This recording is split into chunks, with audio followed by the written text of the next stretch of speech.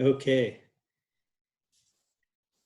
Good afternoon, everyone. My name is Kevin McMackin. I am the Director of Strategic Partnerships with the Regional Consortium. Today, I'm going to go ahead and walk through a HubSpot demo. Before we actually jump into the demo, I just wanted to share a few details about what we'll be doing today. So first, I wanted to remind everybody that we'll be doing this demo in the free version of HubSpot. So there are some limitations that you'll see within the free version, but as we adopt and move forward in the paid version, those things will not be a challenge. I also wanted to remind everybody that I'm not an expert in HubSpot. Everything that I'm sharing with you today has been learned through trial and error, as Chris and I from the region have worked on building out the customizations in the free version of HubSpot. We've just learned some of the details and the nuances within the system. So we'll go ahead and walk through that today. So before I actually jump into the platform, I wanted to show you how we organized this presentation, just to give you a better idea of what we'll be walking through. So for that, this is a PowerPoint presentation that has also been sent out to the region. It just talks a little bit about our background and why we're here, why we're talking about HubSpot. Just to give you the quick overview, this is our employer engagement model. If you look at the model, the top half of the model represents our regional directors and our priority sectors. The director of strategic partnerships in the middle there is me. And on the bottom half, we have represented our work-based learning coordinators and job placement case managers. All of those positions have been filled at the campuses, and everybody in those positions are working currently on establishing processes to support faculty and students at the colleges. And so now what we're really trying to do is focus in a little bit more on that technology and how we're going to track information and share communication. And so that's part of why we're talking about HubSpot today. So obviously CRMs are essential and so powerful and useful to help organizations improve contact with employers, increase their tracking, improve communication, and all of those things. Really, one of the main reasons we're looking at this is because we want to avoid overwhelming our employers.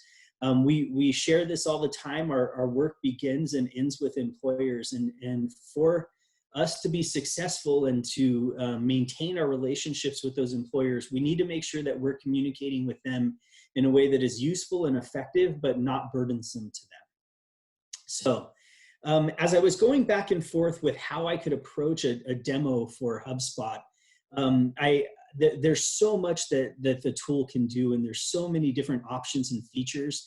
I decided to go back and really emphasize or look at the criteria that were outlined in the rubric that was put together a long time ago it was developed through input from the regional directors, myself, the work group 4, the work-based learning coordinators and job placement case managers, deans, regional team, just about everybody we could think of had some input in putting together the criteria for what would be important within a CRM.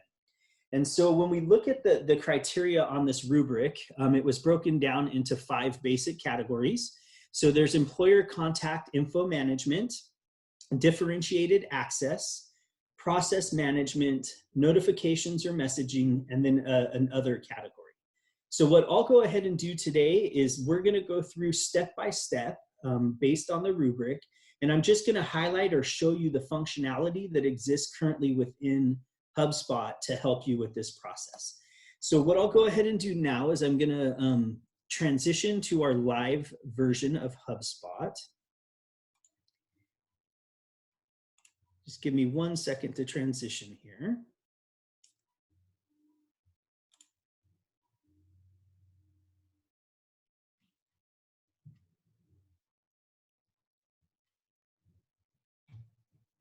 And of course, it always takes longer when you have people waiting on you.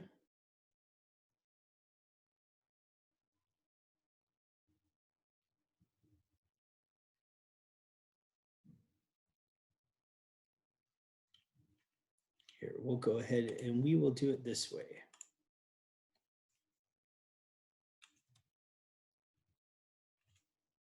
So we'll go ahead and do it this way. So before we jump into the actual individual items from the rubric, what I wanted to do is just give you a general feel for what the platform looks like. So when you first log into HubSpot, this is the main screen, I guess you could call it. Initially what you'll see usually is what is referred to as their sales dashboard. But what we'll go ahead and do is start here. So most of the work that we do within HubSpot actually happens within this contacts category. So under contacts, when we click on that, you're going to notice that there are a few different options. So within HubSpot, a contact is actually a person or an individual, and a company is a company. And so it's very important for us to keep that in mind and remember that as we're doing work within the system. So if you wanted to run a report to get a list of all of the individuals that work for a specific company or within a specific sector, for example, you would run it through a contact report, and that's how you're going to get individuals.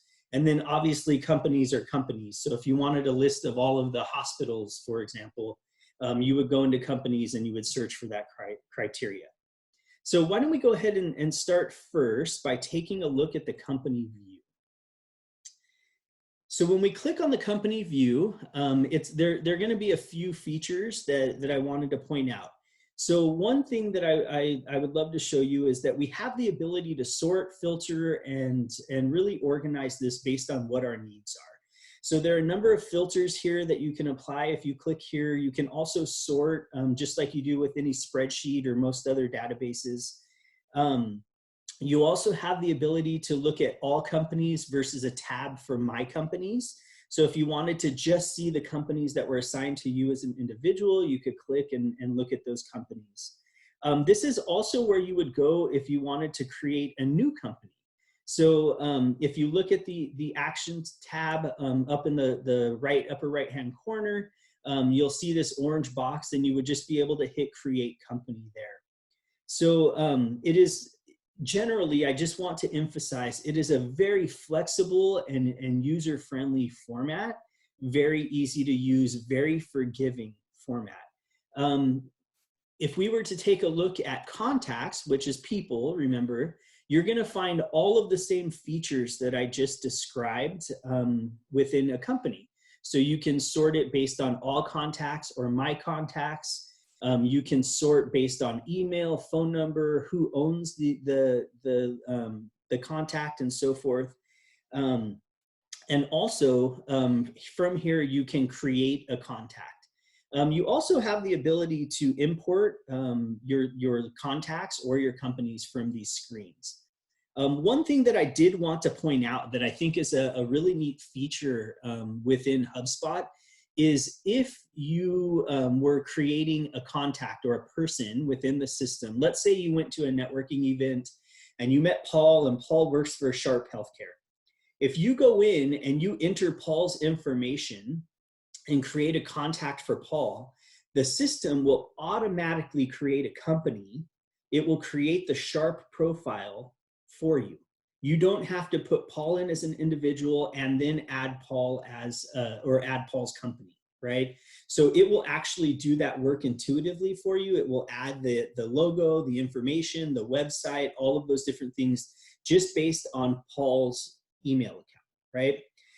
If that is already in the system, it will go ahead and associate Paul to that. So now that you have a general feel for some of the features, the sorting, how you create new contacts, and so forth, why don't we go ahead and jump into that first section that we talked about within the rubric, which was the employer contact info. So let's go ahead and start with companies. Let's go ahead and search for a company here. And why don't we search for Sharp Healthcare? We used Sharp already as an example. So let's search for Sharp Healthcare. Okay, so as you can see here, there are a number of fields and features and things that we'll walk through right now. But first of all, I just wanted to show you, so in this left-hand column here, you'll see me scrolling up and down. this is where the majority of our employer contact information is housed.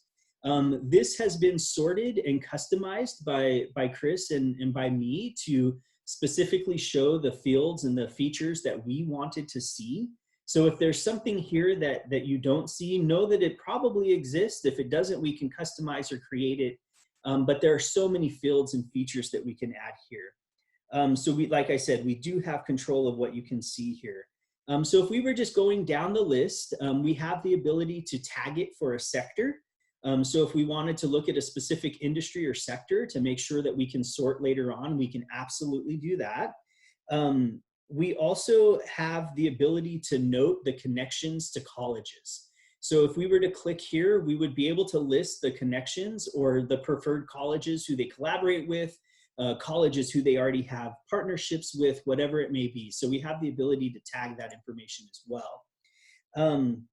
The other thing that we have to do or have the ability to do is to really take a deep dive in the types of interaction or engagement that we are currently working on or that we want to work on within a company. So if you see here, we've divided it into two categories: opportunities that happen at an employer's place of business, and then opportunities that happen at a college.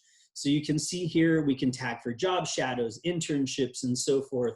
If we were looking at opportunities at the company, right? If we were looking for opportunities at the college, like participating in a career fair, being a guest speaker and so forth, we have the ability to tag that there as well. The other thing that we really want to point out, because it was so important for us here within the region, is we definitely have the ability to tag a company owner here. So when we think about a company owner, I know that, or when we think about employers, we're always so protective of our employers and our relationships, and rightfully so. We want to make sure that we treat our employer partners well, that we follow any guidelines or criteria that they expect from our relationship. And so one of the things that's important to us is making sure that we recognize and honor the company owner or contact owner.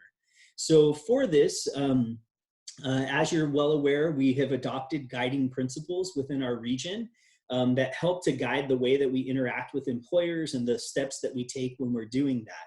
One of those things is a company owner. And so we have the ability to track and to see who the company owner is. Our admins have the ability to change a company owner if for some reason that changes within the system. But it's definitely a feature that we have the ability to work on and to run reports based off of and so forth. And as we shared, it was a key feature that we were looking for in the system. The next item on the rubric or the criteria within the rubric was a unique identifier. So within CRMs, it's very important that we don't find ourselves in a situation where we have too many duplicates or where we have duplicates at all. And so the unique identifier is essential to making sure that we don't have duplicates. So in the case of HubSpot, HubSpot uses email and website as their unique identifiers to prevent any duplication. Now, if an employer, let's say if we were going with the Paul example again from Sharp, let's say that I met Paul and Paul handed me his business card, and I go back and I put in his system and it's paul@sharp.com, right? Well, let's say Heather, who owns right now the Sharp Healthcare contact or company, let's say that she met Paul also, but Paul gave her his personal email, right?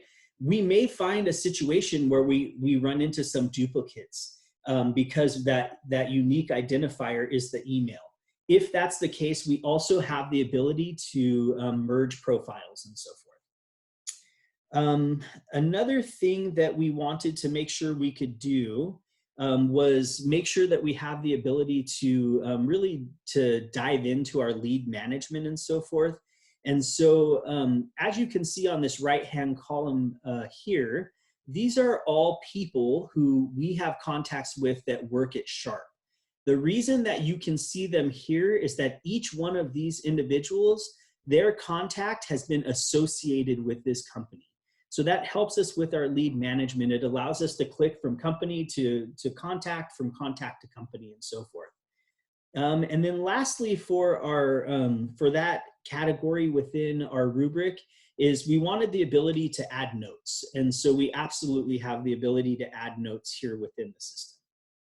Okay, so now why don't we go ahead and move into our next category within the rubric that we created as a region. So the next section is called differentiated access. So for this section, let's go ahead and start with our landing pages or our dashboards. So for that, you'll see the little HubSpot icon. We're going to go ahead and click on HubSpot. And then we're right now taken back right to that main starting page that we were at the beginning. And this is where we have our dashboards. One of the things that we talked about was how it would be very useful for us to have dashboards for our reporting and tracking and so forth. So while we do have the functions and access within the free version of HubSpot to see these dashboards, within the free version, we don't have the ability to customize or update these dashboards. And so really for us to be able to customize them to display what we really want that would be useful for us, we have to do that within the paid version. So let's go ahead for our next thing, and we'll go ahead and go to tools, and we'll just give you a general idea. So for differentiated access, one of the things that we really wanted to make sure we had the ability to do was to work on who has access to what and so forth. So what we will do here is we'll go ahead and click and show you the teams. So just to give you an idea right now, we have the regional directors set up as users, and then Chris and myself, we're both identified as super admins. And so a super admin can do anything within the system. They can make any of the changes that are needed, but not everybody has that access. And so as you can see here, if we were looking at the team listed, like Connie, for example, Connie has the ability to go into these sections and do work within these areas, but we really have the ability to limit access and users within teams and so forth. For example, you know, one of the features that we felt it was important to work on is like exporting. So like at this stage, Chris and I are the only people who have the ability to export contacts from HubSpot. And we wanted to do that so we make sure that people, if they were to like leave a college or leave an organization, they don't take the database with them, right? One thing that we really should keep in mind though is I really do believe that this is still a very important conversation that we should have about what types of access, how we share access, how we share information and so forth. So let's go ahead now and go back to, or move on to the next section within the rubric. And the next section on the rubric has to do with process management. So let's go ahead and go back and we'll look up a company. And for today, why don't we go ahead and look up the regional, if I can type regional here, the regional EDC. So the regional EDC has become a wonderful partner of ours. So we're going to go ahead and use them as an example. So let's go ahead and start here. So the first thing on the rubric is we wanted the ability to have tasks and follow-up. So if we're working within a company or a contact, we have the ability to set all of these features. So this is an idea of a task. And so I created this just as a generic or an example. So if we look at this task, we have the ability to add our notes. We have the ability to assign this task to somebody else. So let's say I had a conversation with Kate from the EDC and she said, hey, I really need to talk to Chris about our next project. I can actually click in here and I can assign this to the person who should be following up with Kate. I can connect it to Outlook if you're able to add the plugin. And if you have downloaded the app, it will also alert you on your phone that you have something that you need to take care of. So the next thing that we have the ability to do is we do have the ability to track email within HubSpot. So for that, why don't we go ahead and look up our good friend, Mr. Christopher Yerkes.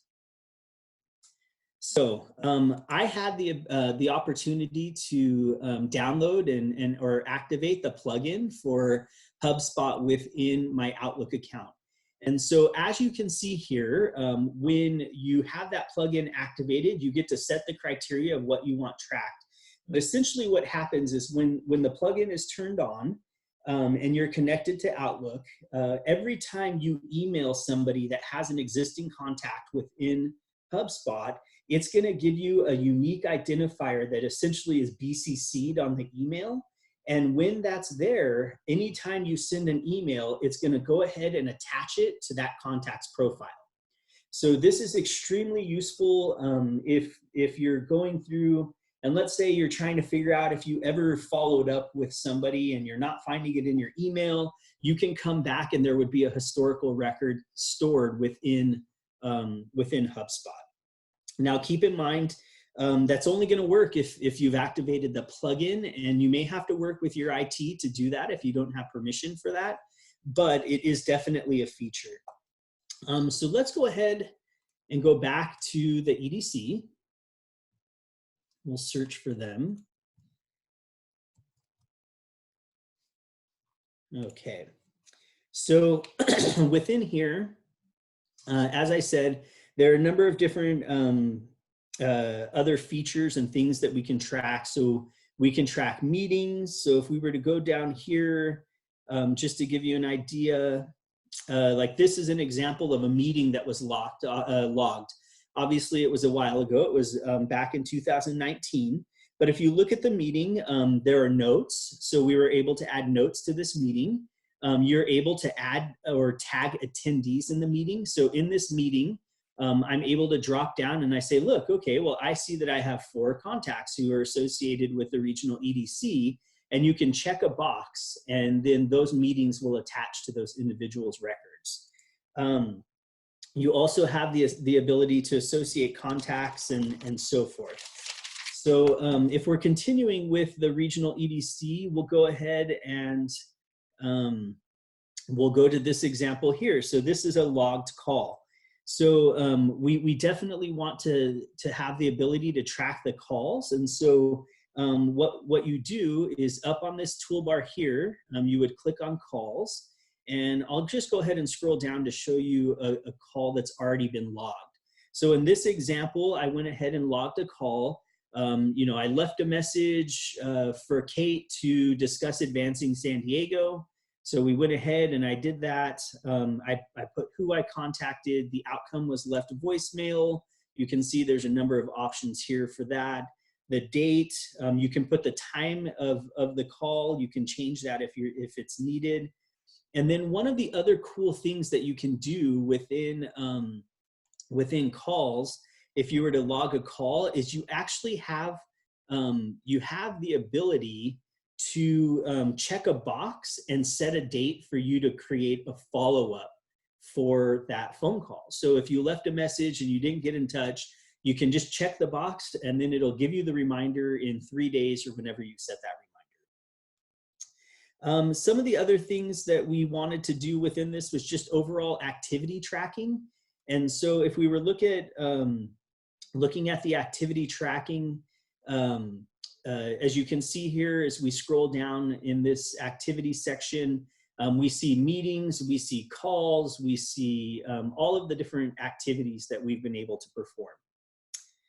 Okay, so really the last section within this core component of the rubric is going to be our ability to move somebody through a sales process. Now, this is a field that we have the ability to customize.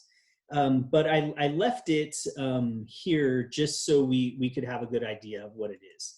So if we decided to stick with what HubSpot's created, they have subscriber, lead, qualified lead, opportunity. I've seen a lot of companies who really just stick kind of within this area of the 3 different opportunities. So an opportunity might be like, hey, I just met this person at a networking event. We briefly chatted about, pairing them up for work-based learning opportunities with our students. So you would make a note, and then you're going to try to pursue them later to set an appointment and eventually to put in place what you discussed, right? So maybe once you have that meeting, then you transition them in to be a customer. At this stage, we have the EDC identified as an evangelist. So the regional EDC at this stage, because of the work we do with them, because of Advancing San Diego, they really are out there promoting community colleges. They are advocates of community colleges. And so we went ahead and we categorized them as an evangelist, right? It means that they are fully supportive and to promote us.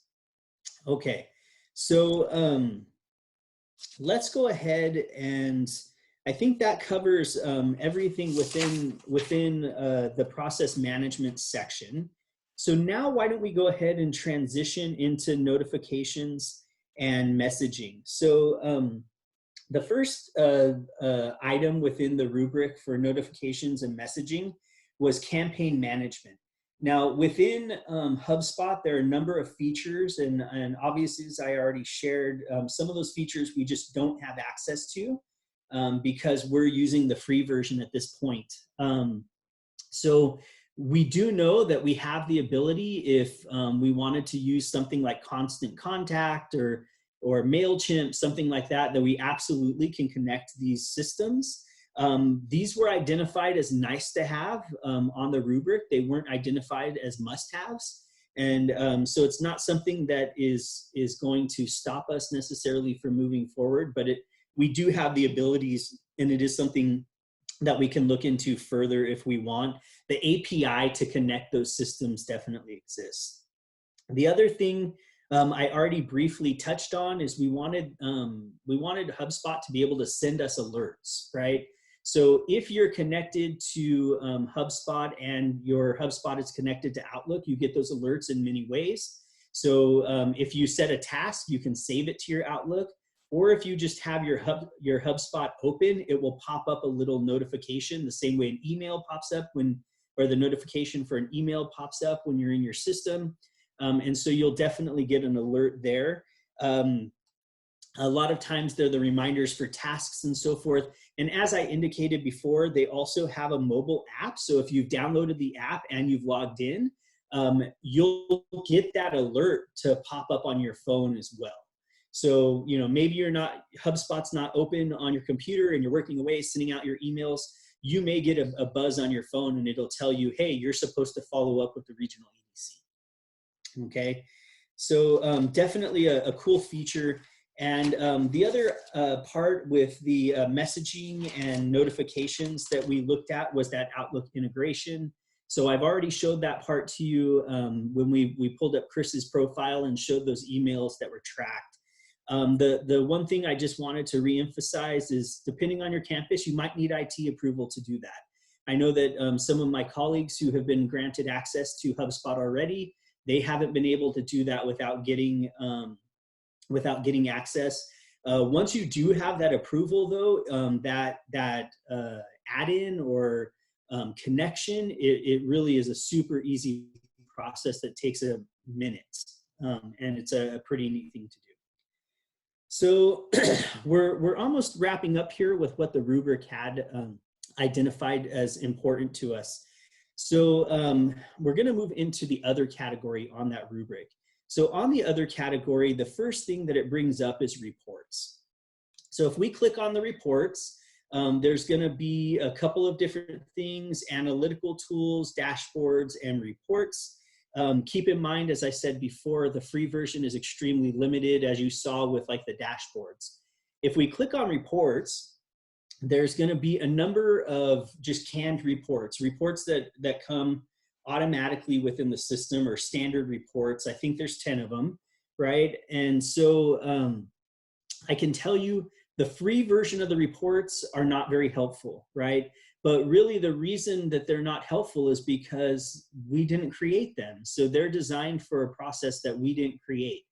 And so I can tell you, though, from the demo that I participated in with HubSpot when we were getting going, they showed us the reporting features, and it was super customizable, very easy to do. My experience as a user so far has been that everything is very straightforward and very user-friendly. And so that's what I witnessed when they demoed the reports. And so I believe that it'll be a very easy process for us to develop and establish those reports once we unlock those paid versions. The other, or another point under the other category was the mobile app. I already pointed that out to you guys. So if I were to click on the mobile app here, I'm not sure if it's gonna pop up on your video or not, but when I click on the mobile app, it's gonna give me the list of all of the contacts within HubSpot. I can click on contacts, I can access contact information. Let's say that I was out and about and I really needed to get in touch with Kate from the EDC, but I don't have access. I can't find her email in my email. You know how that email search goes sometimes. I can actually go to HubSpot. I can click on Kate's profile. It will give me her phone number. It will give me her email. It will do all of those different things. The other really cool thing that the app provides that I find very, very useful is it has a business card scanner. So when you enable or you allow access to your camera on your phone, there is a setting in here where you can use the business card scanner. So let's say you went to a networking event, it ends super late at night. Sometimes those networking events, you're out till 9:30, 10 o'clock at night, and you get in your car and you've got a stack of business cards from all the people that you talk to. And the last thing you want to do is go home and sit down in front of your computer and start typing in all of those different emails and names and creating those profiles because you're tired and it's been a long day. The camera or the business card scanner gives you the ability to take a picture of that business card, and then it will pull the details that it recognizes and help to populate a profile for you. So definitely a cool feature within the system. So the last thing that I have on our rubric, we've actually gone through everything that we discussed on the rubric. The last thing that has come up a number of times in questions from people in the region has to do with API. So API is the term or the acronym for how information is shared between systems. So a lot of times we hear about difficulties with systems communicating with each other. And a lot of times we run into problems where there's like one-way API or one-way communication. So maybe you had a CRM before and it couldn't push information to your student information system, but your student information system could push information to your CRM. So that we run into some problems there. Obviously, API is something that you'll want to work through with your IT department and so forth. But from my experience and from what I saw on the demo with HubSpot, it is such an easy process for us to be able to do. So when you click on the settings tab within HubSpot, I'll go ahead and do it again. If you come down here, there are a number of different things. If you wanted to integrate your email, this is where you would come for email integrations, but this is how you access the API key, right? So this is the information that you would need to be able to connect. HubSpot does have a website specifically dedicated to API where they list all of the different programs that they connect to. So with that, I know that I have gone through this fairly quickly. I know that people may have questions still, but we wanted to provide just a high-level overview of the functionality that we requested as a region and how we've been able to match up or exhibit and use that functionality within the free version of HubSpot. Once we have everybody on the same page and we have agreement with users and all of the different things that we need to move forward, we're excited that this will be a wonderful tool for us to be able to use, and it will provide us with the functionality that we've been looking for. So thank you, and please don't hesitate to reach out to me or to Chris if you have any questions about HubSpot. Thank you.